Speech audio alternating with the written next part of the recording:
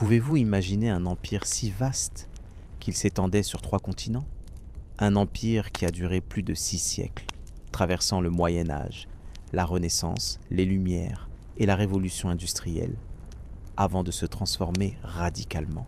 Pouvez-vous imaginer un pays qui, en moins d'une décennie, est passé d'un empire théocratique à une république laïque moderne? Placez-vous confortablement, fermez les yeux si vous le souhaitez, et laissez-moi vous emmener dans un voyage à travers le temps et l'espace, au cœur d'une histoire fascinante. Mais avant de plonger dans cette aventure historique, j'aimerais vous demander de mettre un petit « j'aime » à cette vidéo, de vous abonner à la chaîne pour ne rien manquer de nos prochains récits, et je vous souhaite un très agréable visionnage. Tout commence sur les hauts plateaux d'Anatolie, dans cette terre qui a vu naître et mourir tant de civilisations. Les Hittites, les Byzantins, les Perses, tous avaient poulé ce sol avant que n'arrive une nouvelle vague de conquérants venus de l'Est. Comment un petit groupe de guerriers nomades a-t-il pu créer l'un des plus grands empires de l'histoire? Pourquoi, après des siècles de puissance inégalée, cet empire s'est-il lentement effondré? Et surtout, comment Mustafa Kemal, plus tard connu sous le nom d'Atatürk, a-t-il réussi à transformer les ruines d'un empire millénaire en un État-nation moderne en l'espace de quelques années? Ce que nous allons découvrir ensemble n'est pas seulement l'histoire d'un changement de régime politique ou de frontières sur une carte. C'est l'histoire d'une transformation profonde de la société, de la religion, de la culture et même de l'alphabet d'un peuple entier. Une histoire dont les conséquences résonnent encore aujourd'hui dans notre monde contemporain, des Balkans au Moyen-Orient, en passant par l'Europe et l'Afrique du Nord. Fermez les yeux et imaginez-vous dans les ruelles étroites d'Istanbul au XVIe siècle, alors appelée Constantinople, là où l'encens se mêle aux épices venues de terres lointaines, où les appels à la prière s'élèvent des minarets qui percent le ciel, où les marchands de soie, de café et d'or négocient dans toutes les langues du monde connu. Ou peut-être préférez-vous vous voir dans les montagnes arides d'Anatolie, au début du XXe siècle, parmi les soldats épuisés mais déterminés qui suivent leur chef charismatique dans une guerre désespérée pour l'indépendance.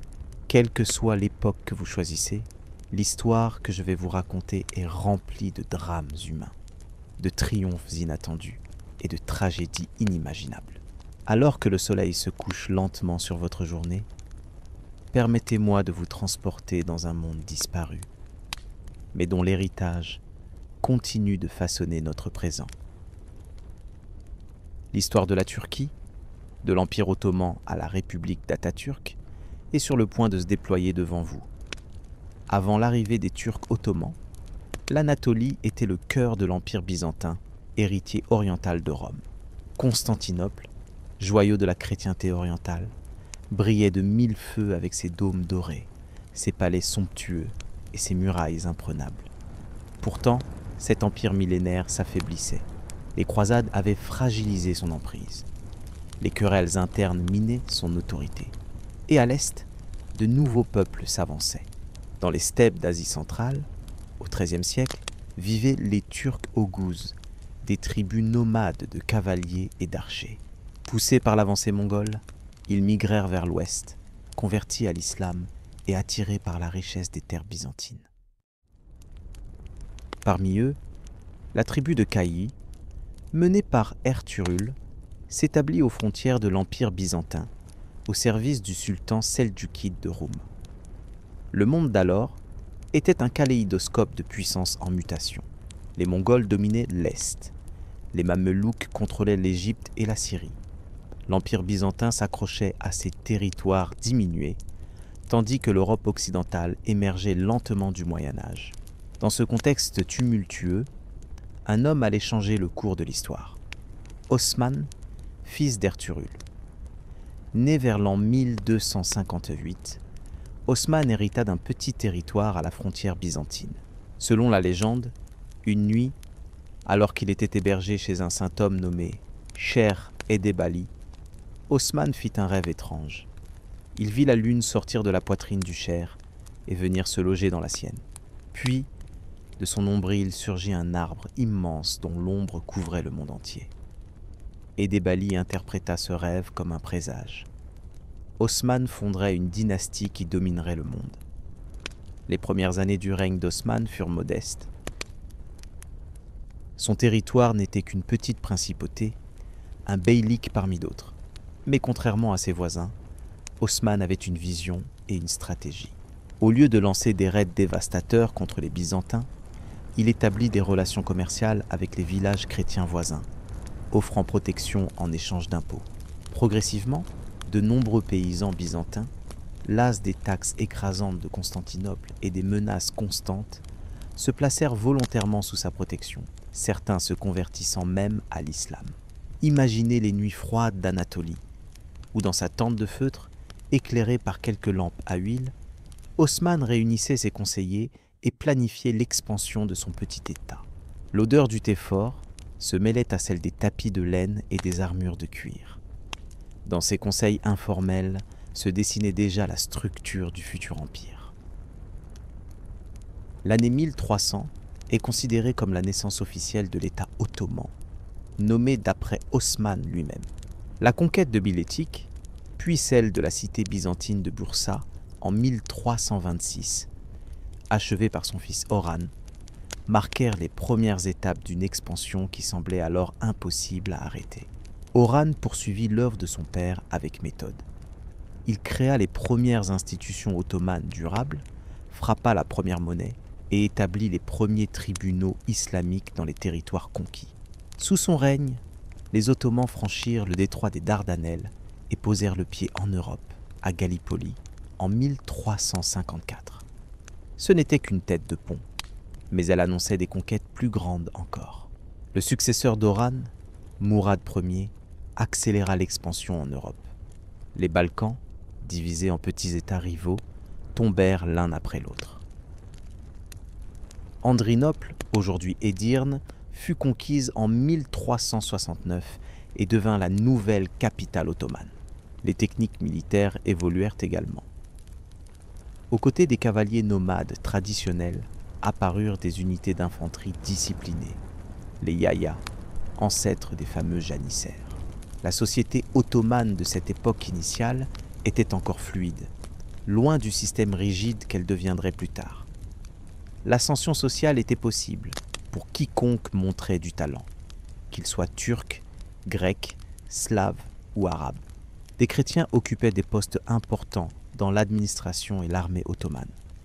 Cette flexibilité fut l'une des grandes forces de l'empire naissant. Les sultans de cette période étaient encore des chefs guerriers qui menaient personnellement leurs troupes au combat. Mourad Ier mourut ainsi sur le champ de bataille de Kosovo en 1389, après avoir vaincu une coalition de princes balkaniques. Son fils, Bayezid, qui lui succéda, fut surnommé l'Éclair, Yildirim, pour la rapidité de ses déplacements militaires. Mais l'expansion fulgurante des Ottomans allait bientôt attirer l'attention d'un conquérant encore plus redoutable, Tamerlan. Ce chef turco-mongol, qui rêvait de recréer l'empire de Gengis Khan, se heurta aux Ottomans en Anatolie orientale. En 1402, à la bataille d'Ankara, l'armée ottomane fut écrasée et Bayezid lui-même capturé. Il mourut en captivité l'année suivante, laissant l'empire au bord de l'effondrement. Pendant 10 ans, les fils de Bayezid se disputèrent le pouvoir dans une guerre civile appelée l'interrègne ottoman. Finalement, Mehmed Ier réunifia l'empire et commença à reconstruire ce que son père avait perdu. Son fils, Mourad II, consolida ses gains et reprit l'expansion dans les Balkans, affrontant notamment le célèbre Skanderbeg en Albanie et Jean Hunyadi en Hongrie. Mais c'est avec Mehmed II, surnommé le Conquérant, que l'Empire ottoman entra véritablement dans l'histoire mondiale. Dès son accession au trône en 1451, à l'âge de 19 ans seulement, il se fixa un objectif que ses prédécesseurs avaient toujours repoussé: la prise de Constantinople, la capitale byzantine millénaire. Constantinople était protégée par d'impressionnantes murailles qui avait résisté à de nombreux sièges au cours des siècles. Les Ottomans avaient déjà tenté de la prendre à plusieurs reprises, sans succès. Mais Mehmet était déterminé et méthodique. Il fit construire une forteresse, Rumeli Hisarı, sur la rive européenne du Bosphore, coupant les communications maritimes de la ville. Il commanda d'immenses canons, capables de briser les murailles les plus épaisses.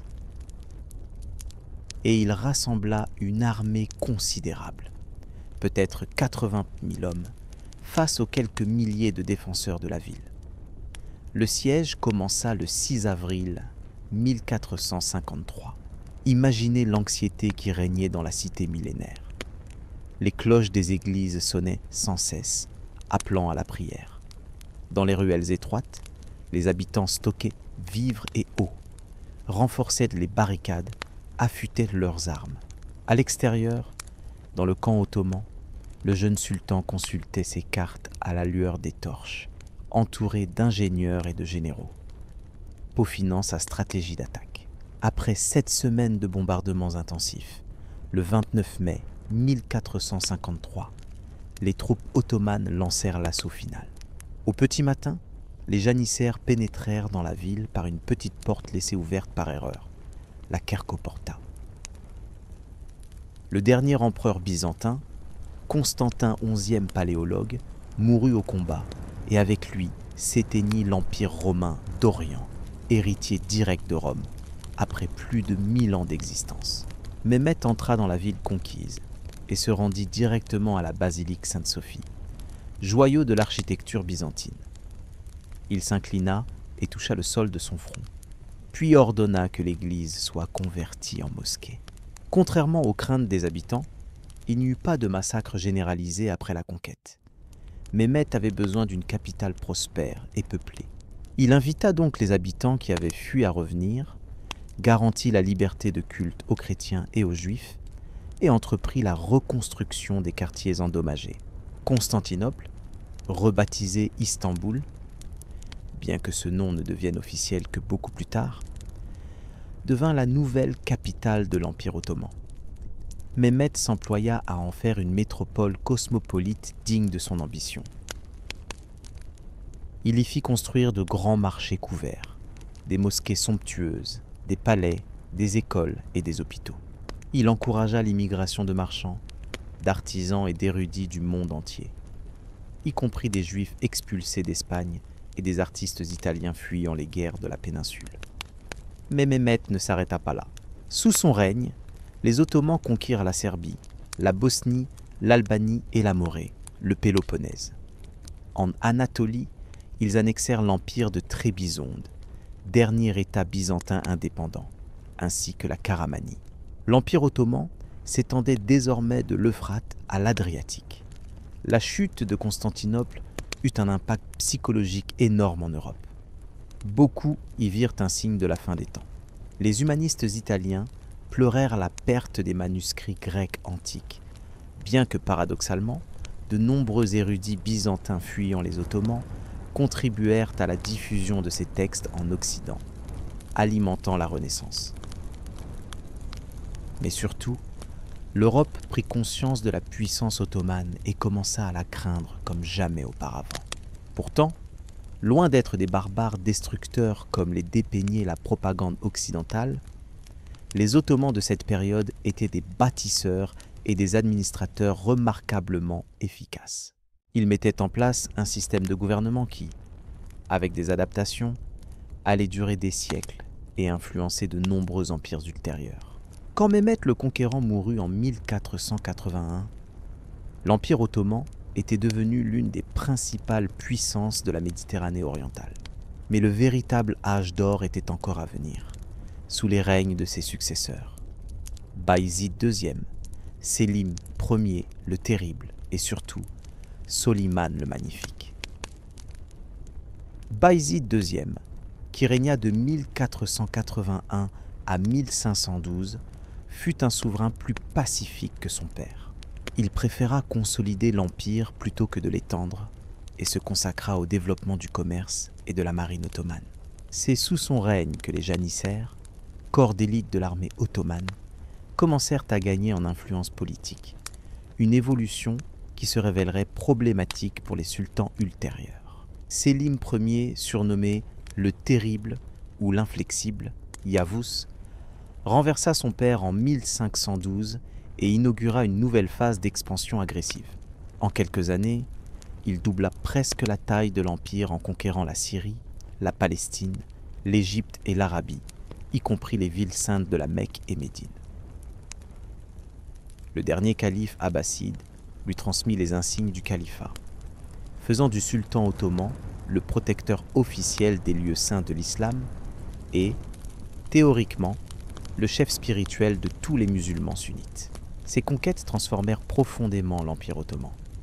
Jusque-là principalement européen et anatolien, il devenait une puissance moyen-orientale et méditerranéenne majeure. Le contrôle des routes commerciales vers l'Inde et de la production agricole égyptienne enrichit considérablement le trésor impérial. De nouvelles populations, arabes, coptes, druzes, vinrent s'ajouter à la mosaïque ethnique et religieuse de l'Empire. Mais c'est sous le règne de Soliman, fils de Sélim, que l'Empire ottoman atteignit son apogée. Surnommé le Magnifique en Occident et le législateur Kanouni par ses sujets, Soliman régna de 1520 à 1522-66, l'un des plus longs règnes de l'histoire ottomane. Dès son accession au trône, Soliman reprit la politique expansionniste de son père, mais vers l'ouest cette fois. En 1521, il s'empara de Belgrade, la porte des Balkans. L'année suivante, ses troupes prirent l'île de Rhodes, dernier bastion des chevaliers de Saint-Jean en Méditerranée orientale. Puis en 1526, il remporta une victoire écrasante sur le roi Louis, deuxième de Hongrie, à la bataille de Mohacs, ouvrant la voie à l'occupation de la majeure partie de la Hongrie et au premier siège de Vienne en 1529. Bien que ce siège ait échoué, il marqua l'extension maximale du pouvoir ottoman en Europe centrale. Pour la première fois depuis des siècles, un souverain musulman menaçait directement le cœur de la chrétienté. L'empereur Charles Quint, dont les domaines encerclèrent la France de François Ier, dut détourner des ressources considérables pour contenir la menace ottomane sur son flanc oriental. En parallèle, Soliman lança des campagnes contre l'empire safavide de Perse, rival chiite des Ottomans sunnites. Il conquit Bagdad en 1534 et établit la domination ottomane sur la Mésopotamie. Sa flotte, commandée par l'amiral Barberousse, dominait la Méditerranée orientale et centrale, menaçant les possessions espagnoles en Italie et en Afrique du Nord. Mais Soliman ne fut pas seulement un conquérant, il fut aussi un grand législateur et un mécène des arts et des sciences. Sous son règne, l'architecture ottomane atteignit son apogée grâce au génie de Sinan, un chrétien converti à l'islam qui devint l'architecte impérial. La Suleymanie, mosquée que Soliman fit construire à Istanbul, reste l'un des chefs-d'œuvre de l'architecture islamique. Le système administratif ottoman fut également perfectionné sous Soliman.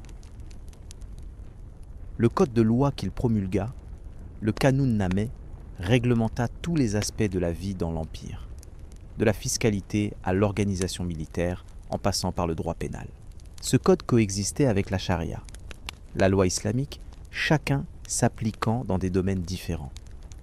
La société ottomane de cette période était structurée selon des principes très différents de ceux de l'Europe féodale. Les sujets du sultan étaient divisés en deux grandes catégories. L'askeri, la classe militaire et administrative, exemptée d'impôts, et le reaya, les producteurs, paysans, artisans, marchands qui payaient les impôts. Mais cette distinction n'était pas héréditaire et la mobilité sociale restait possible, notamment grâce au système du devshirme. Le devshirme, souvent traduit par tribu d'enfants, était un système par lequel de jeunes garçons chrétiens étaient prélevés dans les villages des Balkans, convertis à l'islam et éduqués pour servir l'État. Les plus doués devenaient janissaires ou fonctionnaires, certains atteignant les plus hauts postes de l'Empire. Ce système, cruel du point de vue des familles, qui perdaient leurs enfants, permettaient paradoxalement une certaine méritocratie et évitaient la formation d'une aristocratie héréditaire qui aurait pu défier le pouvoir du sultan. Une autre caractéristique distinctive de l'Empire ottoman était son approche de la diversité religieuse. Les non-musulmans, principalement chrétiens et juifs, étaient organisés en millets, des communautés semi-autonomes dirigées par leurs propres chefs religieux. Ils payaient un impôt spécial, la jizya, mais étaient exemptés du service militaire et pouvaient pratiquer leur religion librement. Leurs tribunaux religieux réglaient les affaires internes de la communauté selon leurs propres lois. Ce système, bien qu'inégalitaire selon nos standards modernes, était remarquablement tolérant pour l'époque et explique la survie de communautés non musulmanes substantielles dans tout l'Empire pendant des siècles. Le règne de Soliman vit aussi l'émergence d'Istanbul comme l'une des plus grandes métropoles du monde, rivalisant avec Paris, Londres ou Pékin. La ville comptait peut-être un demi-million d'habitants, un chiffre stupéfiant pour l'époque. Ses marchés regorgeaient de produits venus de 3 continents, soie de Chine, épices d'Inde, fourrure de Russie, sucre d'Égypte, laine d'Angleterre. Dans les cafés de la capitale, nouvelles modes importées du Yémen, se côtoyaient marchands, soldats, étudiants et artisans de toutes origines. Les poètes y déclamaient leurs vers. Les musiciens y jouaient des airs traditionnels turcs, persans ou arabes. Les hammams, bains publics hérités de la tradition romaine et byzantine, étaient des lieux de sociabilité essentiels où se nouaient amitié et alliances. Le palais de Topkapı, résidence principale du sultan, était une ville dans la ville, avec ses propres règles et hiérarchies. Le harem, loin d'être simplement le lieu de plaisir fantasmé par les Occidentaux, était une institution complexe où vivait la mère du sultan, la validée sultan, ses épouses, ses concubines et leurs nombreux serviteurs. La validée sultan, en particulier, pouvait exercer une influence considérable sur la politique impériale, comme le démontra Roxelane, épouse favorite de Soliman. Les dernières années du règne de Soliman furent assombries par des luttes de succession entre ses fils. Sous l'influence de Roxelane, il fit exécuter son fils aîné et héritier présomptif, Mustapha, soupçonné de comploter contre lui. Finalement, c'est Sélim, fils de Roxelane, qui lui succéda sous le nom de Sélim II. Avec la mort de Soliman en 1566, lors du siège de Szigedvár en Hongrie, s'acheva l'âge d'or de l'Empire ottoman. Bien que l'Empire restât immensément puissant pendant encore un siècle, des signes de déclin commençaient à apparaître. Sélim II, surnommé l'ivrogne pour son penchant pour le vin, pourtant interdit par l'islam, était loin d'avoir les capacités de son père. Sous son règne, le pouvoir passa de plus en plus aux mains du grand vizir et des autres ministres du divan impérial. La défaite navale de Lépante en 1571, où une coalition chrétienne menée par Don Juan d'Autriche détruisit la flotte ottomane, fut un choc psychologique majeur, même si les Ottomans reconstruisirent rapidement leur marine. C'était la première grande défaite ottomane depuis des générations, et elle entama le mythe de l'invincibilité turque. Malgré ces signes avant-coureurs, la machine administrative et militaire ottomane continuait de fonctionner efficacement. Sous Mourad III, 1574 à 1595, et Mehmed III, 1575 à 1595, 95 à 1603, l'Empire absorba de nouveaux territoires, le reste de la Hongrie, la Géorgie, l'Azerbaïdjan. Une longue guerre contre les Habsbourg de 1593 à 1606 se termina par un statu quo, signe que les deux puissances s'équilibraient désormais. Le XVIIe siècle vit se poursuivre cette dynamique contradictoire. Un empire qui semblait encore s'étendre, mais dont les fondements s'érodaient lentement. Sous Ahmed Ier, puis Mourad IV, des réformes furent tentées pour renforcer le pouvoir central et moderniser l'armée. mais elles se heurtèrent à la résistance des janissaires, devenue une caste héréditaire privilégiée et conservatrice. L'économie ottomane commençait également à souffrir. L'afflux d'argent américain en Europe provoqua une inflation dévastatrice dans tout l'Empire ottoman. Les routes commerciales traditionnelles vers l'Asie, que les Ottomans contrôlaient, perdaient de leur importance au profit des nouvelles routes maritimes découvertes par les Européens. Les techniques de production européennes, stimulées par la révolution scientifique naissante, devenaient plus efficaces que les méthodes traditionnelles ottomanes. Pourtant, l'Empire restait capable de mobiliser d'immenses ressources pour des projets ambitieux, comme le montra le dernier grand effort expansionniste ottoman, le second siège de Vienne en 1683. Sous la direction du grand vizir Kara Mustafa Pacha, une armée ottomane estimée à 150 000 hommes encercla la capitale des Habsbourg, défendue par une garnison d'à peine 15 000 soldats.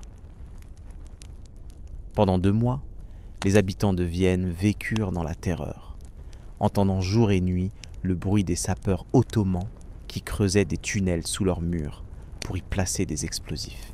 Les vivres commençaient à manquer. Les maladies se propageaient dans la ville surpeuplée. La chute semblait imminente. C'est alors qu'arriva une armée de secours commandée par le roi de Pologne, Jean III Sobieski. Le 12 septembre 1683, les forces combinées polonaises, autrichiennes et allemandes attaquèrent le camp ottoman. La bataille qui suivit fut décisive. Les Ottomans, pris entre les défenseurs de la ville et l'armée de secours, furent mis en déroute. L'échec du siège de Vienne marqua un tournant dans l'histoire ottomane. Pour la première fois, l'Empire ne se contenta pas de cesser son expansion, mais commença à perdre des territoires. Le traité de Karlowitz en 1699 entérina ses pertes. La Hongrie et la Transylvanie passèrent aux Habsbourg, la Podolie et l'Ukraine à la Pologne, la Morée aux Vénitiens. Le choc fut immense dans tout l'Empire. Comment la sublime porte, qui avait fait trembler l'Europe pendant des siècles, pouvait-elle subir de telles humiliations? Pour la première fois, les Ottomans durent reconnaître la supériorité militaire et technique de l'Europe. Cette prise de conscience douloureuse allait dominer les 2 siècles suivants de l'histoire ottomane. Comment rattraper l'Occident sans perdre son identité? Comment réformer l'Empire sans le déstabiliser? Les premières tentatives de réponse à ces questions vinrent sous le règne d'Ahmed III, 1703 à 1730, durant la période connue sous le nom d'ère des tulipes. Influencé par son grand vizir Ibrahim Pacha, le sultan encouragea les contacts avec l'Europe, envoya des ambassadeurs à Paris et à Londres et fit traduire des ouvrages scientifiques occidentaux en turc. Une imprimerie en caractères arabes fut établie à Istanbul par Ibrahim Müteferrika, un Hongrois converti à l'islam, rompant avec des siècles de résistance à cette technologie. L'ère des tulipes vit aussi s'épanouir un nouveau style de vie parmi l'élite ottomane, plus ouvert aux influences occidentales.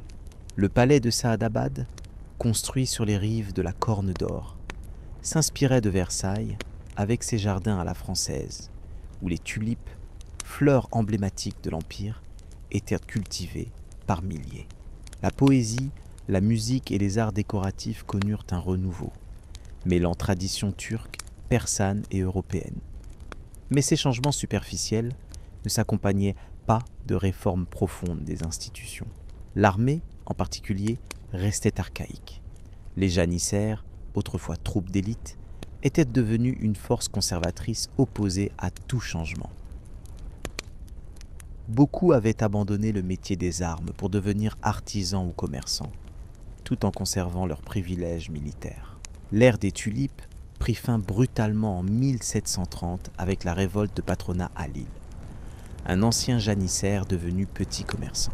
Profitant du mécontentement populaire face aux dépenses somptuaires de la cour et aux défaites militaires, il mena une insurrection qui renversa Ahmed III. Son successeur, Mahmoud Ier, mit fin aux réformes et revint à des politiques plus traditionnelles. Les décennies suivantes virent se succéder plusieurs guerres malheureuses contre la Russie. Puissance montante qui convoitait l'accès à la mer Noire et au détroit. Sous Catherine II, les Russes infligèrent de sévères défaites aux Ottomans et obtinrent par le traité de Küçük-Kaynarca 1774 le droit de protéger les chrétiens orthodoxes de l'Empire, une ingérence sans précédent dans les affaires intérieures ottomanes. Face à ces revers, une seconde vague de réformes plus ambitieuses fut lancée sous le règne de Sélim III, 1789 à 1807. Éduqué et ouvert aux idées nouvelles, Sélim était conscient de la nécessité de moderniser l'Empire.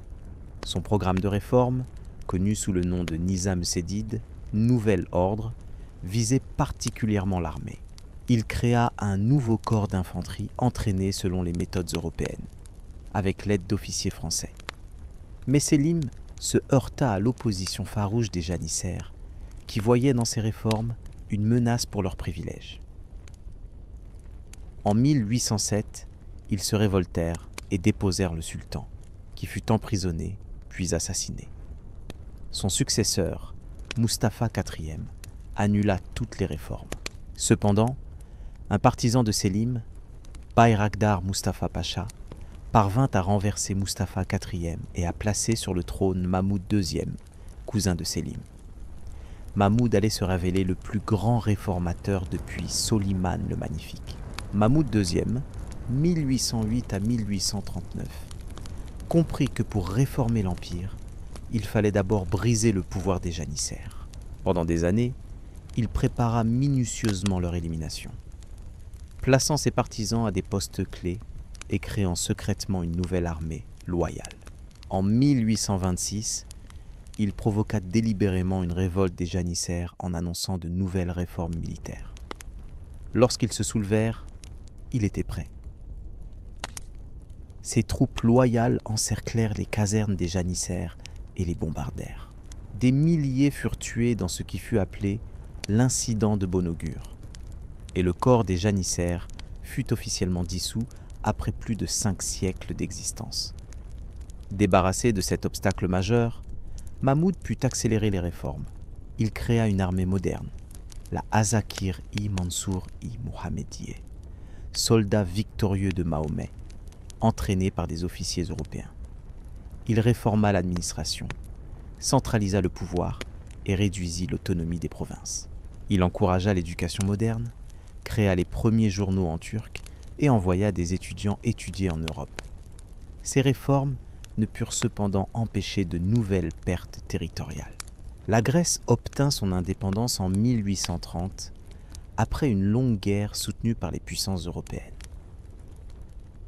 Méhémet Ali, gouverneur ottoman de l'Égypte, se rendit pratiquement indépendant et menaça même de renverser le sultan, n'étant arrêté que par l'intervention des flottes européennes.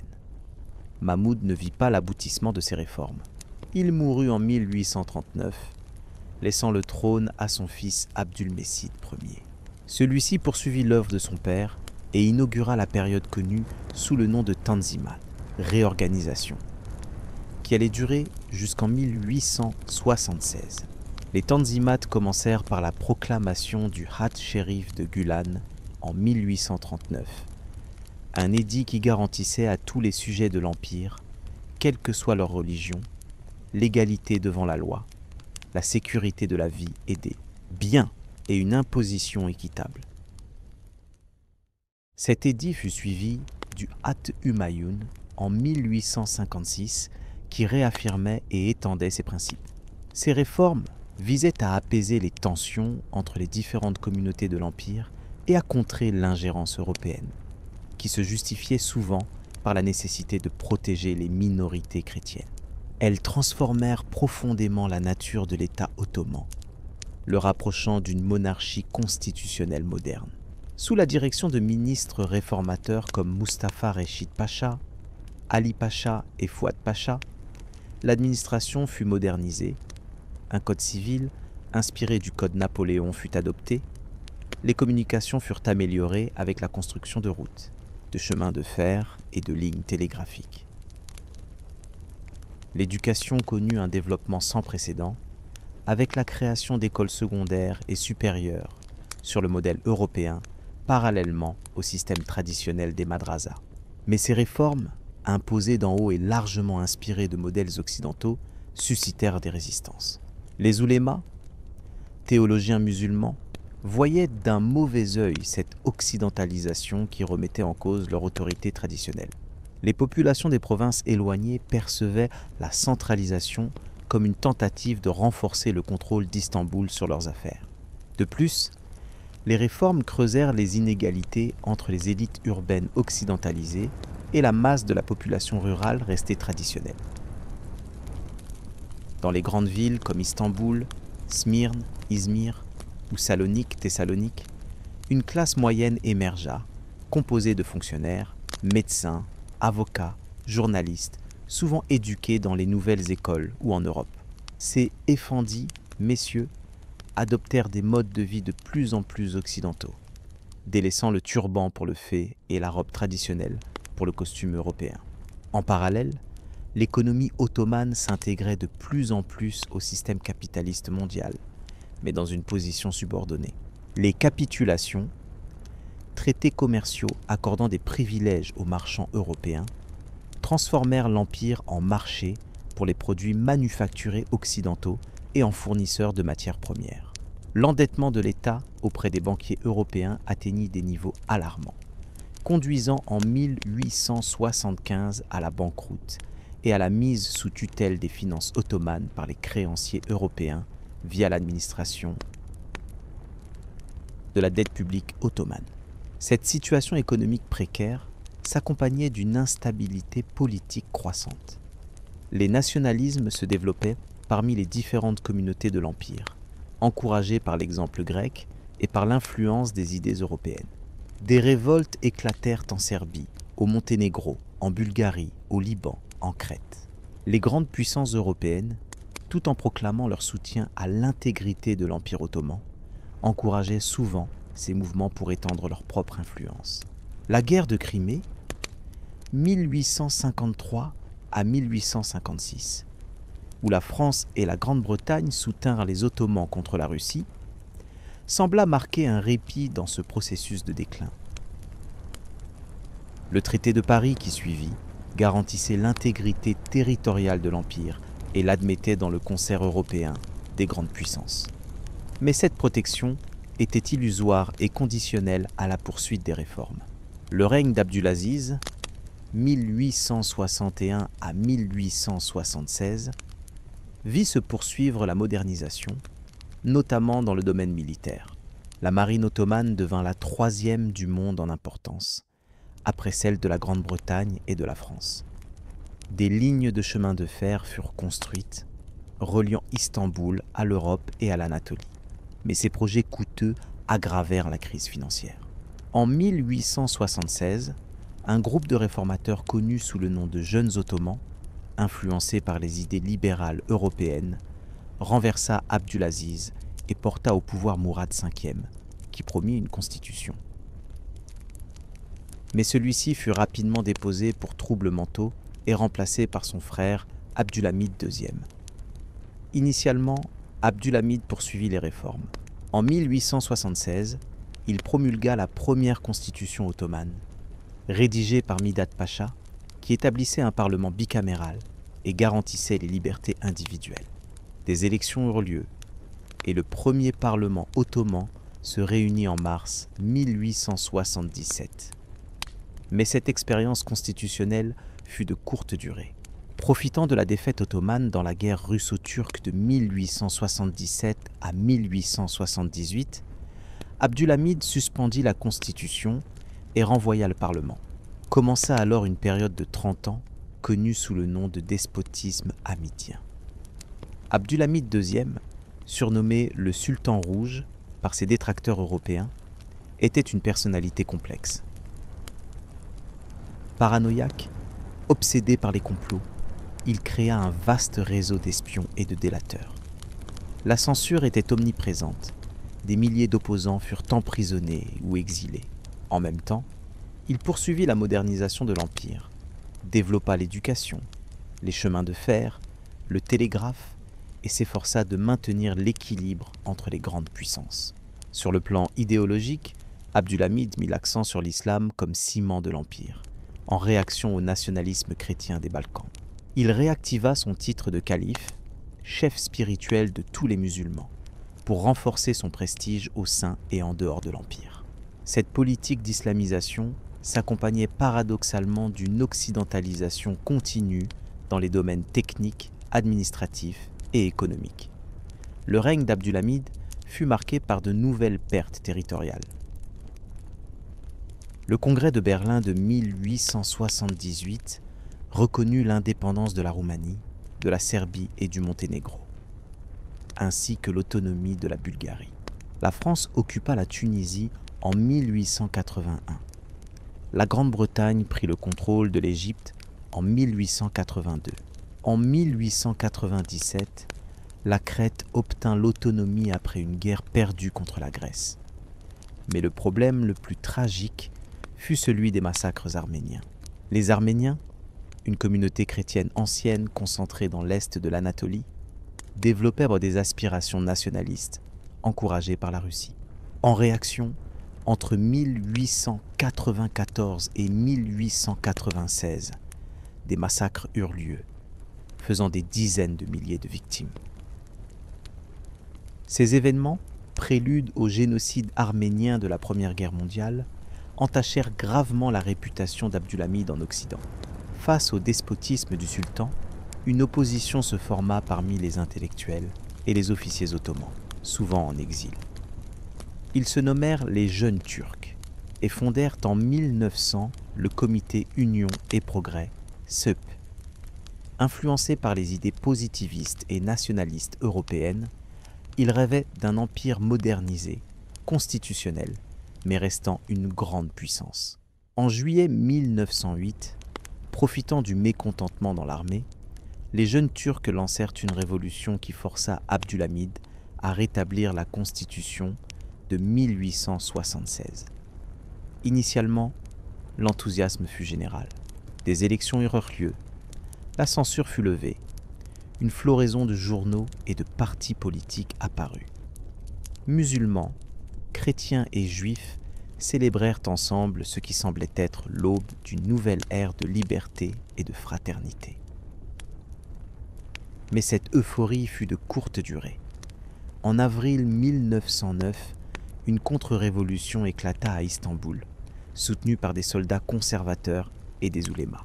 Les Jeunes Turcs la réprimèrent, déposèrent Abdulhamid et le remplacèrent par son frère Mehmet V, une figure plus malléable. À partir de ce moment, le pouvoir réel passa aux mains du triumvirat Jeunes Turcs, composé d'Enver Pacha, Talaat Pacha et Cemal Pacha. Bien que la constitution restât en vigueur, le régime devint de plus en plus autoritaire et nationaliste. Le rêve initial d'un ottomanisme multiculturel, où toutes les communautés seraient égales sous une même constitution, céda la place à une vision de plus en plus turquiste, où l'élément turc devait dominer. Cette évolution fut accélérée par de nouvelles pertes territoriales. L'Italie s'empara de la Libye en 1912. La même année, une alliance des États balkaniques, Bulgarie, Serbie, Grèce, Monténégro, déclara la guerre à l'Empire ottoman et lui arracha presque tous ses territoires européens, à l'exception d'une petite zone autour d'Istanbul. Des centaines de milliers de réfugiés musulmans affluèrent en Anatolie, renforçant le sentiment d'encerclement et de trahison. Dans ce contexte de crise existentielle, les Jeunes Turcs se tournèrent vers l'Allemagne, vue comme le seul allié potentiel capable de sauver l'Empire. Des conseillers militaires allemands, dirigés par le général Liman von Sanders, furent invités à moderniser l'armée ottomane. Des investissements allemands affluèrent, notamment pour la construction du chemin de fer Berlin-Bagdad. Lorsque la Première Guerre mondiale éclata en août 1914, l'Empire ottoman resta initialement neutre. Mais en octobre, 2 croiseurs allemands poursuivis par la flotte britannique, le Goeben et le Breslau, se réfugièrent dans les Dardanelles. Officiellement achetés par la marine ottomane, mais gardant leurs équipages allemands, Ils bombardèrent des ports russes en mer Noire, précipitant l'entrée en guerre de l'Empire aux côtés des puissances centrales. Pour les jeunes Turcs, la guerre représentait une opportunité de restaurer le prestige ottoman et de se libérer de l'emprise européenne. Enver Pacha rêvait de reconquérir les territoires perdus et de créer un nouvel empire turc s'étendant jusqu'à l'Asie centrale. Les débuts de la guerre furent catastrophiques pour les Ottomans. L'offensive d'Enver Pacha contre les Russes dans le Caucase, en plein hiver, 1914-1915, se solda par un désastre. Près de 90 000 soldats périrent, davantage à cause du froid que des combats. En Mésopotamie, les Britanniques avancèrent depuis le golfe Persique et prirent Bassora.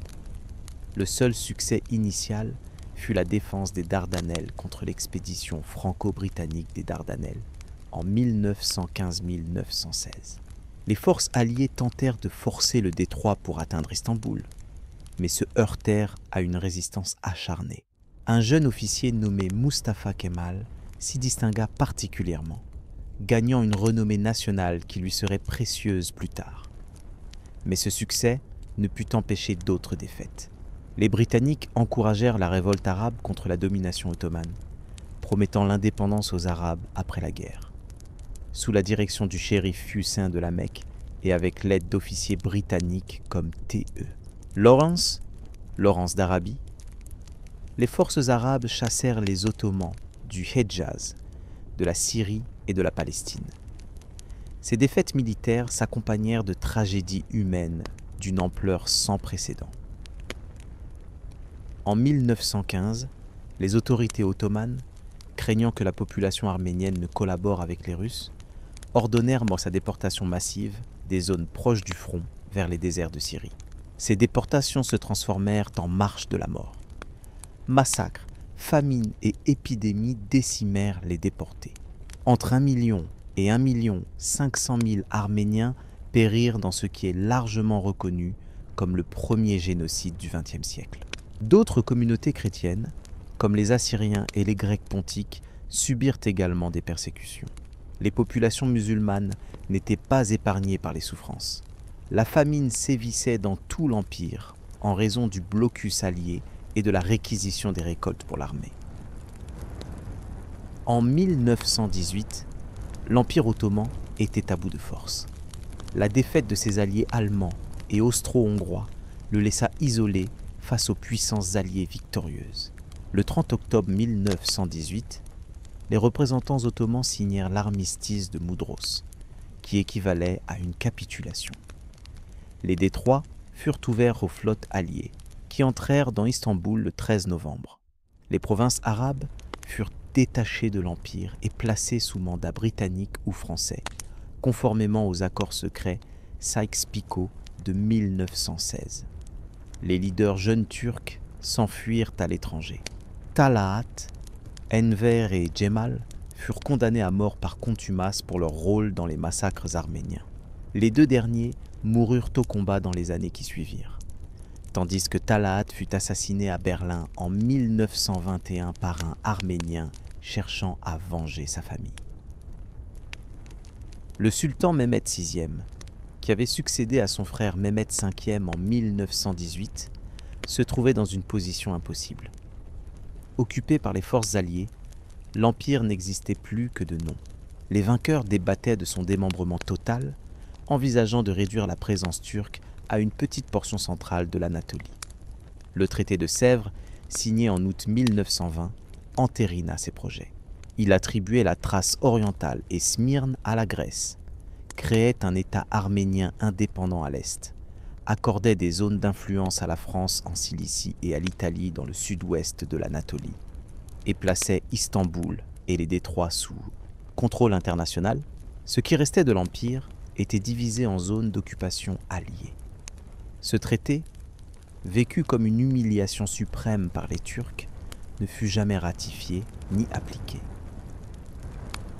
Car en Anatolie, loin d'Istanbul occupé, un mouvement de résistance nationale prenait forme sous la direction d'un homme, Mustafa Kemal. Né en 1881 à Salonique, aujourd'hui en Grèce, Mustafa Kemal était issu d'une famille modeste. Éduqué dans des écoles militaires, il avait embrassé les idées nationalistes et modernistes tout en restant à l'écart du comité Union et Progrès.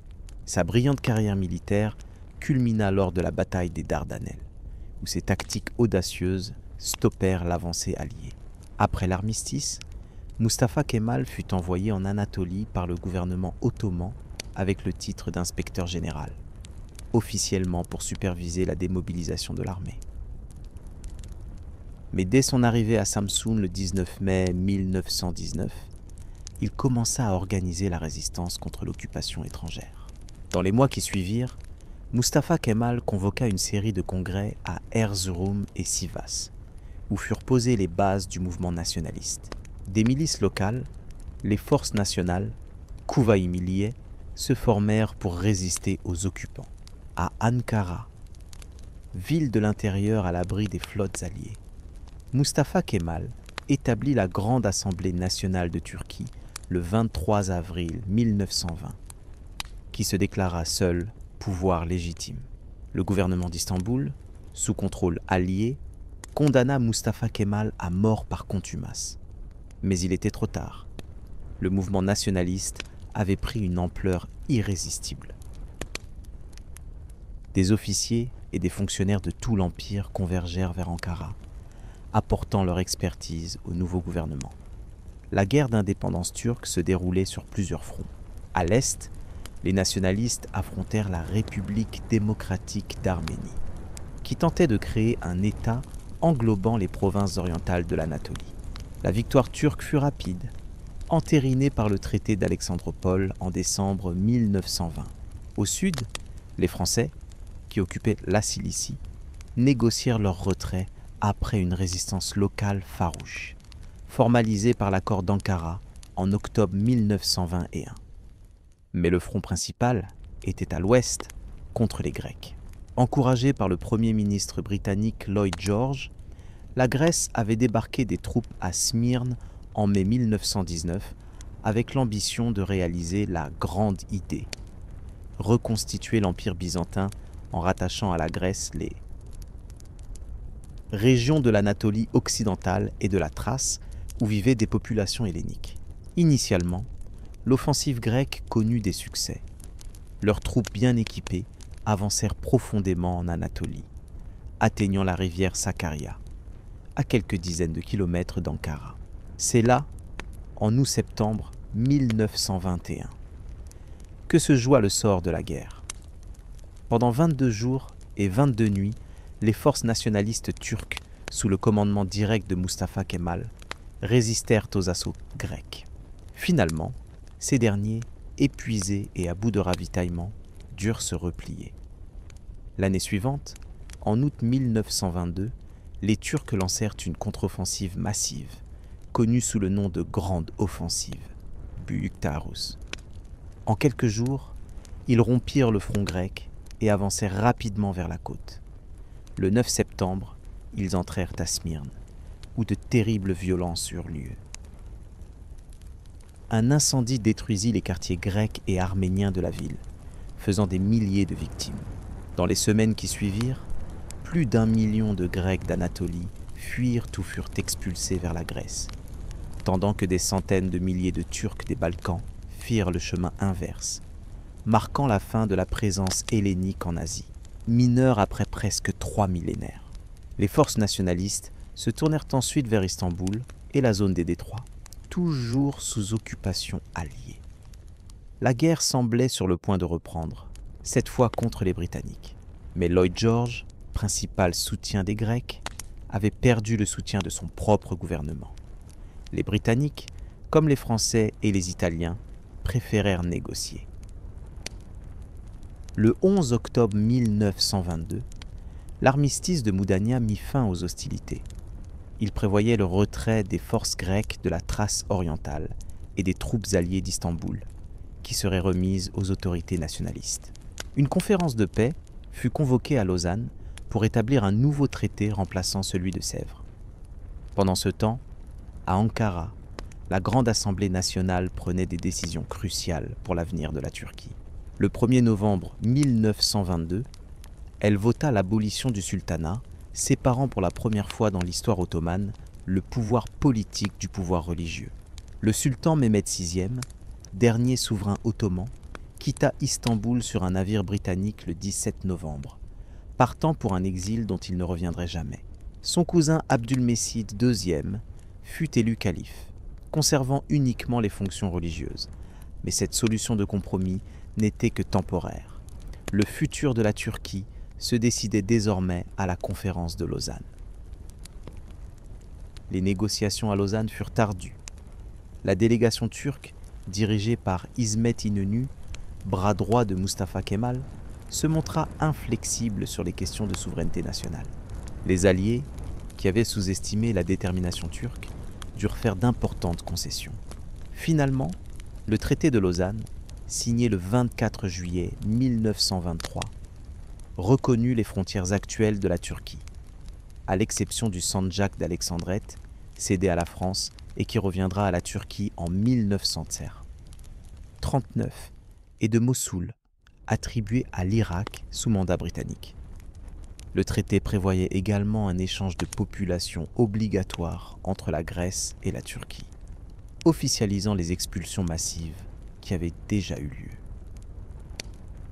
Plus d'1,5 million personnes furent déplacées au total, sur la base de leur religion plutôt que de leur langue ou de leur culture.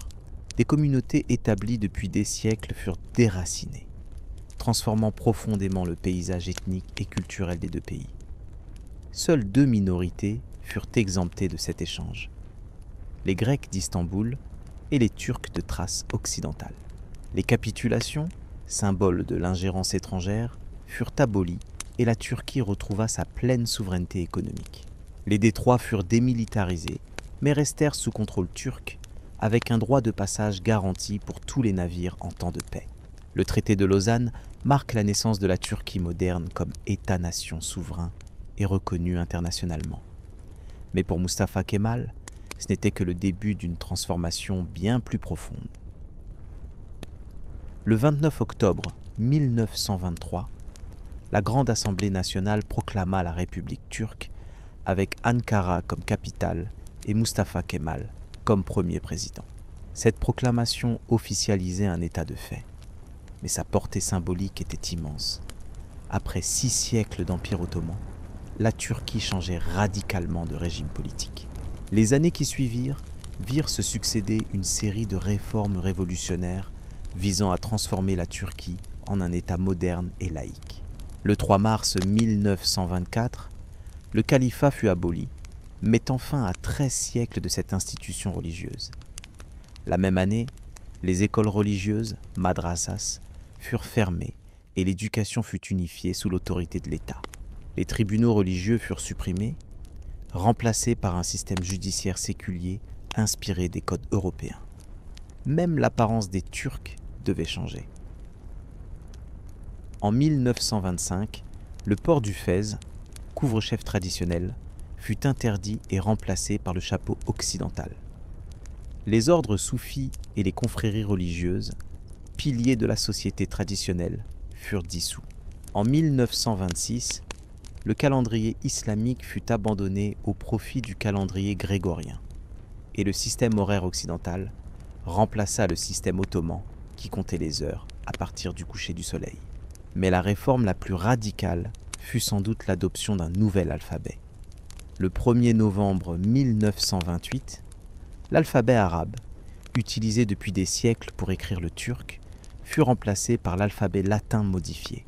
Du jour au lendemain, des millions de Turcs devinrent analphabètes. Mustafa Kemal lui-même parcourut le pays, tableau noir à la main, enseignant les nouvelles lettres dans les villages.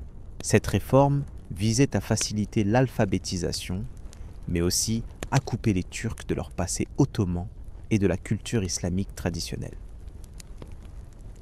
La langue elle-même fut purifiée, avec l'élimination progressive des mots d'origine arabe et persane au profit de termes turcs anciens ressuscités ou nouvellement créés. Une société de recherche sur la langue turque fut fondée pour superviser ce processus. Parallèlement, la Société d'histoire turque développa une nouvelle vision du passé, la thèse d'histoire turque, qui mettait l'accent sur les origines centra-asiatiques des Turcs et leur contribution à la civilisation mondiale, minimisant l'héritage ottoman et islamique. Ces réformes linguistiques et historiques s'inscrivaient dans un projet plus vaste de construction nationale. La Turquie devait cesser de se définir comme un empire musulman multinational pour devenir un État-nation laïque à l'européenne. Le nationalisme turc, formulé par des intellectuels comme Ziya Gökalp, devint l'idéologie officielle du régime. Cette idéologie se cristallisa dans les 6 flèches du kémalisme. Républicanisme, nationalisme, populisme, étatisme, laïcité et réformisme. Ces principes, adoptés par le Parti républicain du peuple, CHP, fondé par Mustafa Kemal, furent inscrits dans la Constitution en 1937. Le républicanisme impliquait le rejet définitif de la monarchie et l'adhésion à un système de gouvernement représentatif.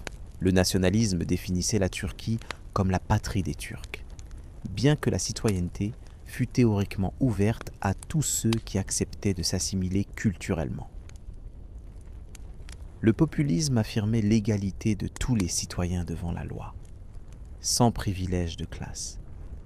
L'étatisme prônait un rôle actif de l'État dans l'économie, nécessaire dans un pays où le capital privé était faible.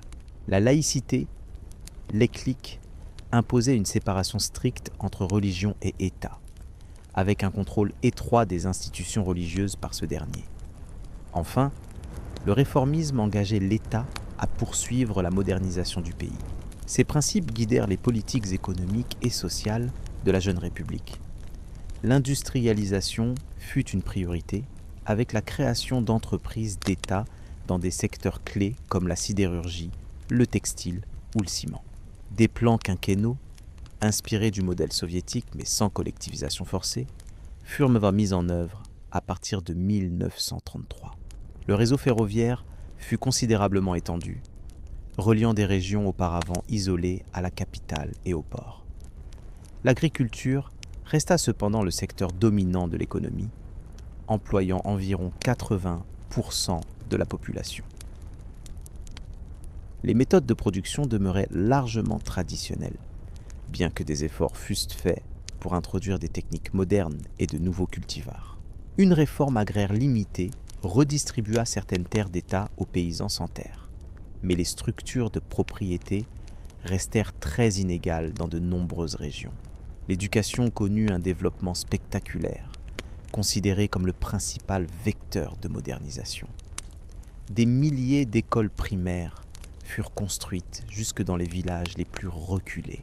Les instituts de village formaient des instituteurs ruraux qui devaient non seulement enseigner, mais aussi introduire de nouvelles techniques agricoles et artisanales. L'université d'Istanbul fut réformée et de nouvelles institutions d'enseignement supérieur furent créées à Ankara. La condition des femmes fut un domaine où les réformes kémalistes eurent un impact particulièrement profond. Le Code civil suisse, adopté en 1926, abolit la polygamie et donna aux femmes l'égalité en matière de divorce, d'héritage et de garde des enfants. Les femmes obtinrent le droit de vote aux élections municipales en 1930, puis aux élections législatives en 1990-34, bien avant de nombreux pays européens. Des femmes entrèrent dans des professions auparavant réservées aux hommes. Avocates, juges, médecins, pilotes. Mustafa Kemal lui-même, qui avait adopté en 1934 le nom de famille Atatürk, père des Turcs, donnait l'exemple en encourageant sa fille adoptive, Sabiha Gökçen, à devenir la première femme pilote de chasse au monde.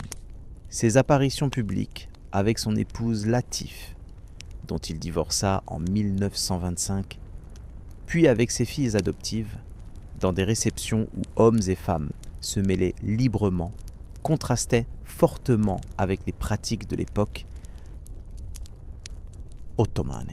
Cependant, ces transformations radicales ne se firent pas sans résistance. Des révoltes éclatèrent dans diverses régions, la plus grave étant celle du Cher Saïd en 1925, qui combina des éléments de résistance religieuse aux réformes laïques et de nationalisme kurde.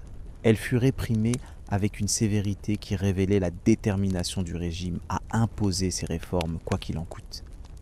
Car malgré sa rhétorique démocratique, la Turquie kémaliste était en réalité un régime autoritaire. Des tribunaux d'indépendance jugeaient sommairement les opposants. Les libertés de presse et d'association étaient sévèrement limitées. Et les tentatives de créer des partis d'opposition furent rapidement étouffées. Le Parti républicain libre, fondé en 1930 avec l'approbation d'Atatürk pour servir d'opposition loyale, dut être dissous après quelques mois face à son succès inattendu, qui révélait l'ampleur du mécontentement populaire. Ce mécontentement avait des causes diverses. Pour beaucoup de Turcs pieux, les réformes laïques représentaient une attaque contre leur mode de vie et leurs valeurs. Pour les minorités ethniques, notamment les Kurdes, le nationalisme turc exclusif du régime niait leur identité et leurs droits culturels. Les paysans souffraient d'une fiscalité lourde et de la priorité donnée à l'industrie sur l'agriculture.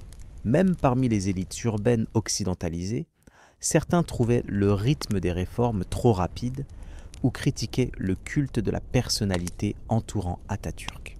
Malgré ces résistances, les réformes kémalistes transformèrent profondément la société turque en l'espace d'une génération.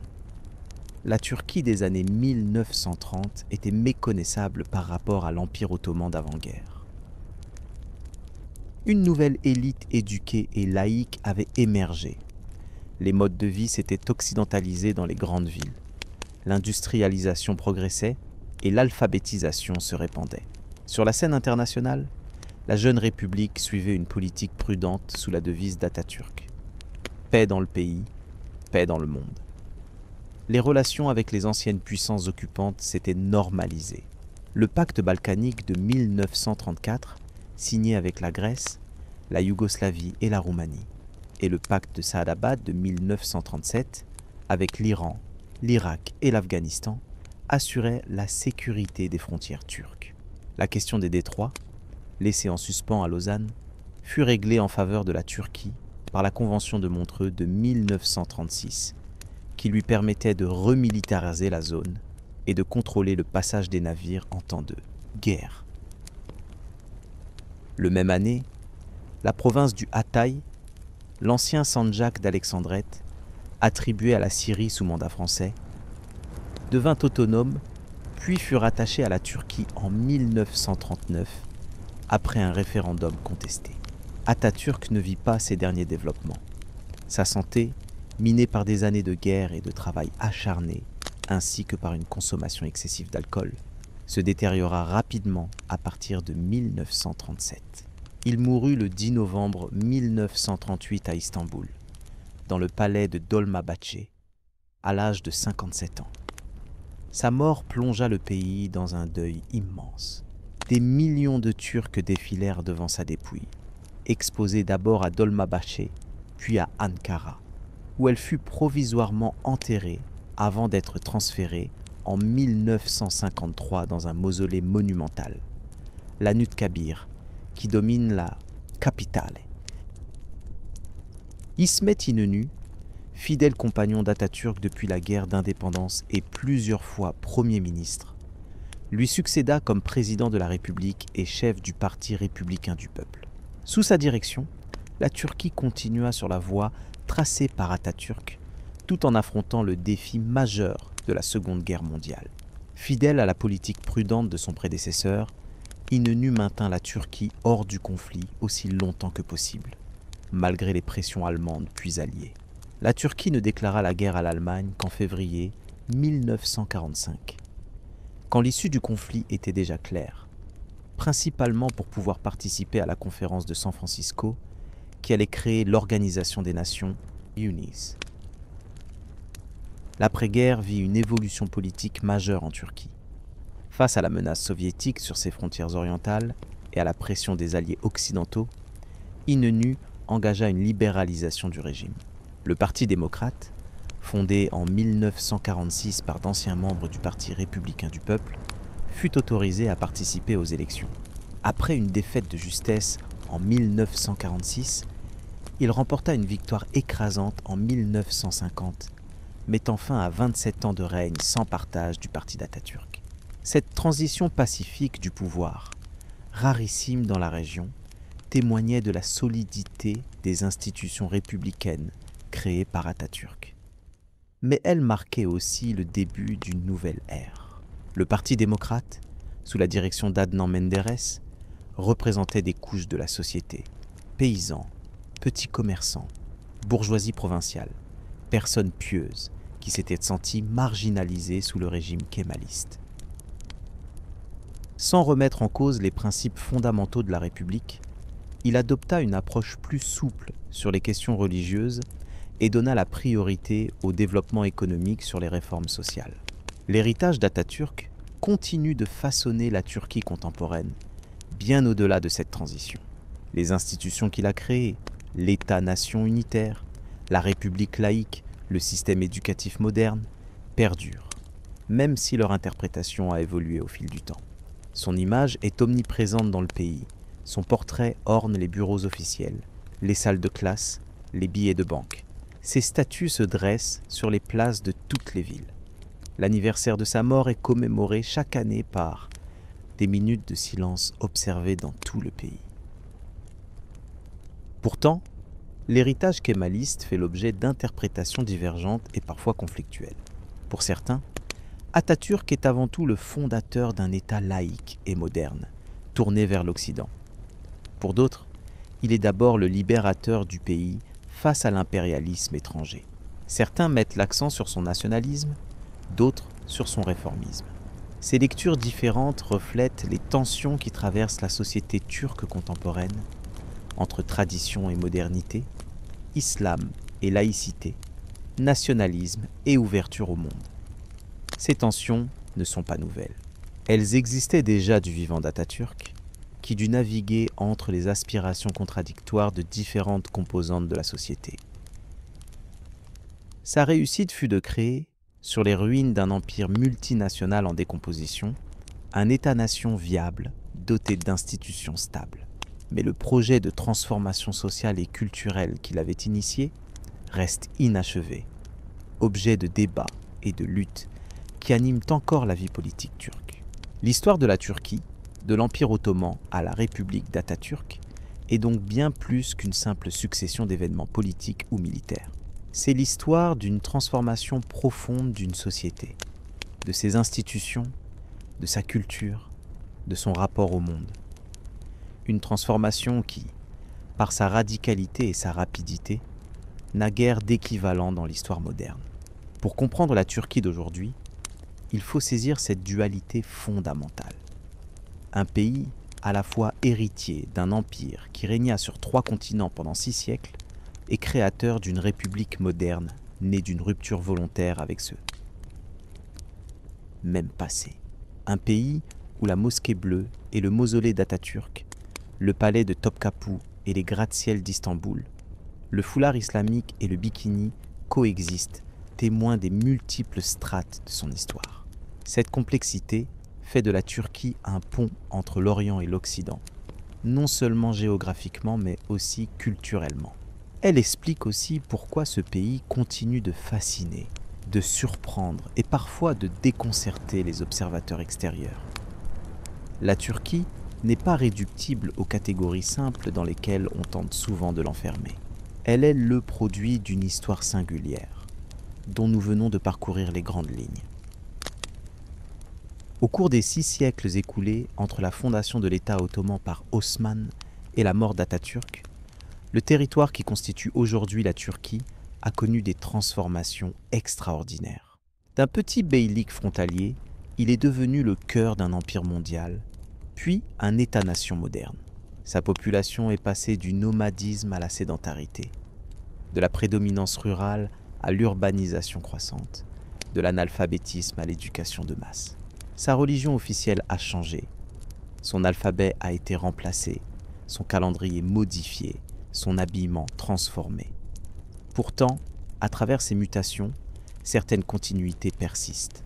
L'importance stratégique de sa position géographique, à cheval sur 2 continents et contrôlant les détroits entre mer Noire et Méditerranée, lui a toujours conféré un rôle clé dans les affaires internationales. Son caractère de carrefour culturel, où se rencontrent et se mêlent influences orientales et occidentales, a façonné une identité complexe et multifacette.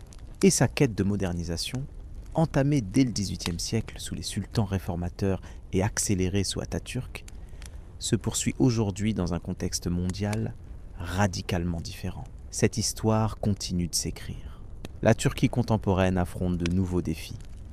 L'intégration à l'économie mondiale, les tensions entre islamisme et laïcité, les aspirations démocratiques de sa population, la question kurde, les relations avec ses voisins européens et moyen-orientaux. Comme par le passé, elle cherche à tracer sa propre voie, distincte mais influencée par les modèles extérieurs. En ce sens, l'histoire de la Turquie illustre une problématique universelle. Comment une société peut-elle se transformer, s'adapter aux évolutions du monde sans perdre son identité propre? Comment concilier tradition et modernité, particularisme culturel et valeurs universelles? Ces questions, que les Ottomans se posaient déjà au XIXe siècle et qu'Atatürk tenta de résoudre à sa manière, restent d'une actualité brûlante, non seulement pour la Turquie, mais pour de nombreuses sociétés à travers le monde. L'étude de cette histoire fascinante nous offre donc bien plus que des connaissances sur un pays particulier. Elle nous invite à réfléchir sur les processus de changement social, sur la construction des identités nationales, sur les rapports entre religion et politique, sur les défis de la modernisation. En cela, l'histoire de la Turquie, de l'Empire ottoman à la République d'Atatürk, constitue une leçon précieuse pour quiconque s'intéresse aux grandes questions qui traversent notre monde contemporain. Alors que nous parvenons au terme de ce long voyage à travers le temps, de la tente d'Osman dans les montagnes d'Anatolie au mausolée d'Atatürk dominant Ankara, j'espère avoir éclairé pour vous les méandres de cette histoire complexe mais fascinante. Une histoire qui, comme toutes les grandes épopées humaines, mêle grandeur et décadence, triomphe et tragédie, moments de sagesse et folie destructrice. Si les sultans ottomans nous ont légué des chefs-d'œuvre architecturaux comme Sainte-Sophie ou la Suleymanie, si Atatürk a créé des institutions qui perdurent, près d'un siècle après sa mort, c'est peut-être cette capacité de résilience et d'adaptation qui constitue le legs le plus précieux de l'histoire turque. Face aux défis du XXIe siècle, changement climatique, révolution numérique, tensions géopolitiques, cette capacité sera plus que jamais nécessaire, non seulement pour la Turquie, mais pour toutes les nations du monde.